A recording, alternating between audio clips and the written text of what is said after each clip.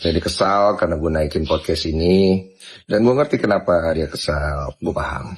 Cuma narasinya di situ, dia pengen ngulitin gue supaya orang ngehujat gue juga bahwa gue orang yang gak bertanggung jawab. Oke.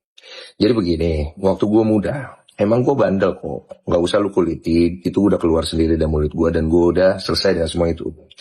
Kerjaan gue, ya emangnya gitu loh, kalau lu pengen dengar kata-kata itu ya. Nah, masalahnya adalah, gue beresin.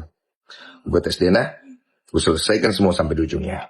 Dan kalau ditanya bagaimana perasaan orang tuanya, pasti sedih lah orang tua Panda. Nggak mungkin nggak, orang tua gue juga sedih. Cuman orang tua gue ngajarin satu hal, Denny, yang dilihat dari laki-laki itu tanggung jawabnya. Kalian berdua itu bikin salah, tapi anak tidak salah.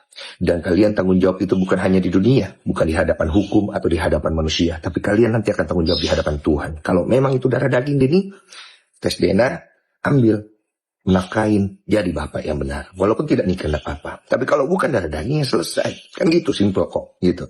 Jadi buat semua fansnya Panda, saya itu bantu Panda itu dengan tidak naikin podcast yang pertama, bukan untuk dipuji sebenarnya. Sebenarnya saya ingin kasih kesempatan Panda untuk menyelesaikan masalah. Dan saya nggak ada urusan lebih jauh dengan itu.